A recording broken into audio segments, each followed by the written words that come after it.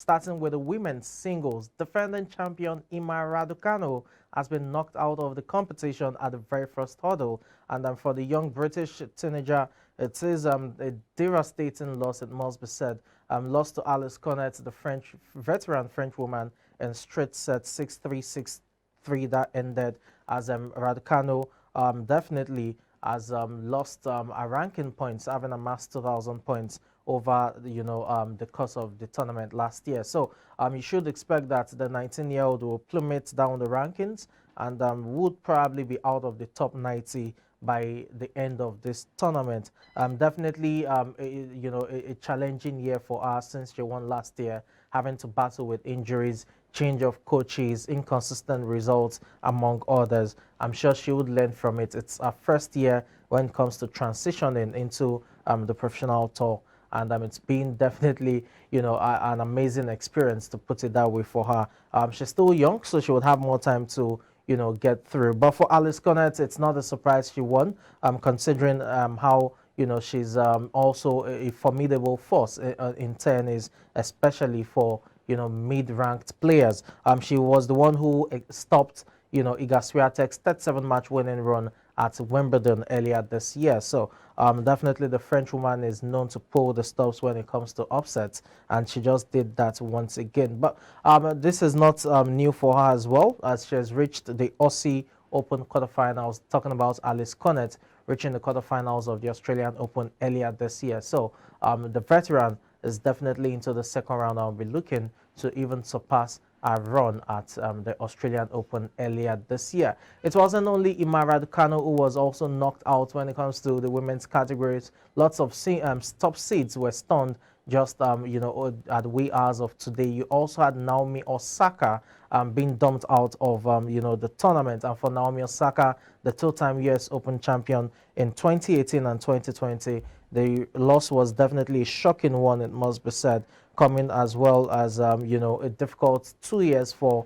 the Japanese American, who has had to battle with injuries, mental health issues, which forced her to take two breaks from the sport last year, and as well as inconsistent results. But while she's winning off the court in terms of endorsements and various business ventures, on the court, Naomi Osaka is yet to get a bearing, and she'll be hoping to get back to winning form, from next season. But this year she wraps it up without winning a Grand Slam, having won in 2019, won in 2020, as well as 2021. So this is the first time she won't be going home with any Slam title over the last 3-4 years. For Osaka, it was a disappointing one, it must be said. It wasn't only Osaka, as I said. You had Wimbledon champion Elena Rybakina, who was also dumped out at the wee hours of this morning.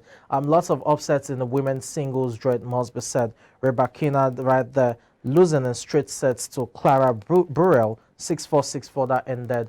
Burel ranked 131st in the world, while for Rybakina, she was the 25th seed. And it's quite surprising that she, couldn't get past Burel in this. That ended in straight sets. Unfortunately for Rybakina, she was at the receiving end of Wimbledon's, decision to ban Russian and Belarusian players, which meant that the Wimbledon Grand Slam didn't have any points accorded to it by the ATP and WTA. Based on the win, she would have amassed 2,000 points from that win, and that would have guaranteed her the 8th seed as at the US Open, which would definitely have given her probably a more favorable draw. But against the world number 131, she still couldn't get it done. So there are no guarantees that she would have won, even if she had been seeded 8th and had the 2,000 points given to her from the Wimbledon triumph. Quite, a stunning result right there. We also had in action Venus Williams, the elder sister of Serena Williams, at age 42, participating in a 91st Grand Slam singles appearance, 91st Grand Slam, tournament. This time around, she couldn't make it count, falling at the first hurdle in straight sets to Alison van Utervac, 6-1, 7-6, 7-5 that ended. And for Venus Williams, she started on a very sluggish note with 3 unforced errors, got broken twice, although the second set was more competitive, taking it all the way to the tiebreak, but she couldn't just get to win that set to force a deciding set. So the 42-year-old has also been knocked out. She was the winner in 2000 and 2001 at the US Open. So the two-time champion is also out, although fans will still get to see her, play in the doubles, which begins today, alongside her sister Serena Williams. Between them, they have 14 Grand Slam doubles title. There's the possibility of a 15th, and that will be determined here at US Open, if that would come to pass. Well, the 42-year-old has not stated categorically when she will be retiring, but there are signals that this may just be her last US Open. For Serena Williams, it's certain, but for Venus Williams, we do not know yet if she'll be retiring.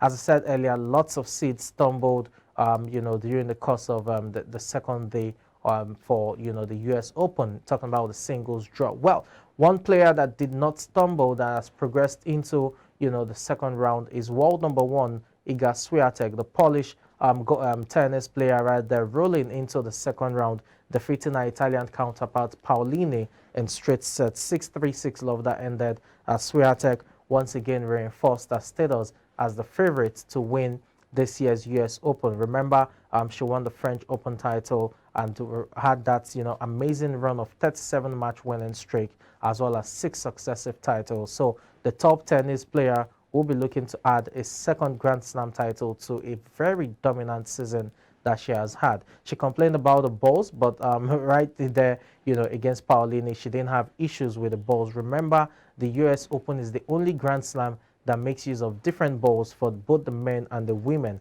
So for the women, they've complained about the ball being lighter and difficult to control, while the USTA, which is the United States Tennis Association, has defended its ball policy, saying that the use of lighter balls for the women's game is to help them prevent wrist, shoulder, elbow injuries. So, but Iga Swiatek, who has been very vocal about that, did not have issues in terms of controlling the ball to roll past our opponent. Still talking the US Open, let's move away from there now and talk about the men's category. And it's all about Rafael Nadal, yes, making his comeback to the Grand Slam stage following that withdrawal from Wimbledon, having, nursed an abdominal muscle injury. This time around, the Spaniard was able to survive a scare to progress in 4 sets, and he did that in spectacular fashion, it must be said. 4-6, 6-2, 6-3, 6-3, that ended against Rinki Ijakita, right there for Nadal, dropping the first set 6-4, but storming back to win the next 3 to book a place in the second round. And more impressive for Nadal is the fact that he didn't show signs of rustiness. Remember, it was out of the sport for about 6 weeks before making an appearance at Cincinnati Masters, though he had to exit early in that tournament. So he didn't show signs of being match rusty. It was just right into it, and it's good to see him play once again. This year, in terms of Grand Slams, is 20-0, 20 wins, no losses. Remember, he won the Australian Open and French Open, and just before he could play the Wimbledon semi-final, he had to withdraw due to injury. So he still has a perfect slate when it comes to Grand Slam records this year. Let's see if we can add a third to an already dominant season. In fact, he will be playing Fabio Fognini in the second round, and that's definitely a stand test you want to see of getting the goals. It will be intriguing to see how they respond in subsequent games, but it's not a bad start for them either. Well, let's move away from there now and talk about Premier League football. Yes, we have to start from St. Mary's Stadium, where for Chelsea fans, it's a game to forget, a game where they took the lead courtesy of Raheem Sterling's third goal in his last 2 matches, but they got pegged back within 4 minutes with Lavia scoring that brilliant, stunning goal from the edge of the box before Adam Armstrong secured the win for them with a goal just heading into halftime. And afterwards, the second half couldn't produce any goal. You even had Southampton threatening to score a third with Thiago Silva, clearing off the line, with that lovely flick to deny Southampton a third goal. But they were able to defend all through, and they got the win. For Thomas Tuchel, it was another frustrating outing, even on his return to the sidelines. Remember, it was banned from, coaching Chelsea on the sidelines against Leicester City last time out due to his comments to referee Anthony Taylor and the antics he had in terms of his clash with Antonio Conte during the derby against Spurs on match day 2. But match day 4, we took Thomas Tuchel back on the sidelines. They just couldn't get going. It was a dismal performance from Chelsea. You would have expected more, especially going forward.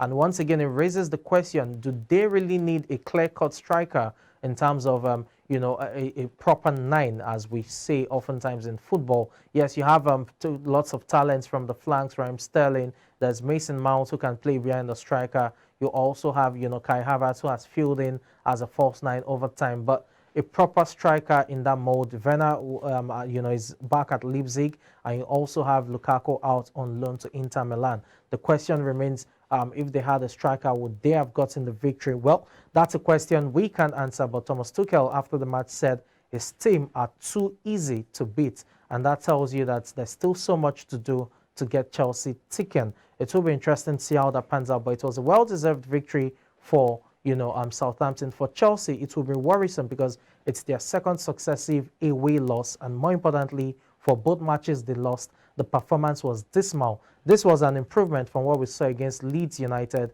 at Elland Road, where they lost by 3-0, but it's still not good enough for a top club like Chelsea Football Club.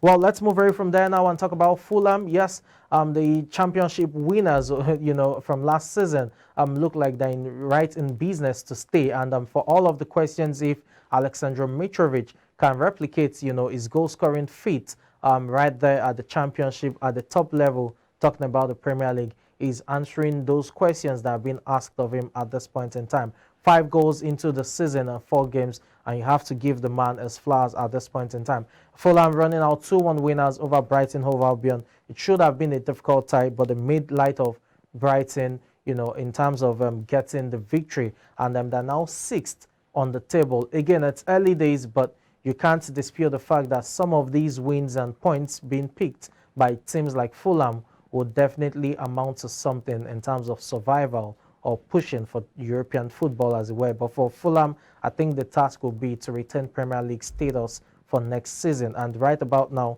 they are on track in terms of that.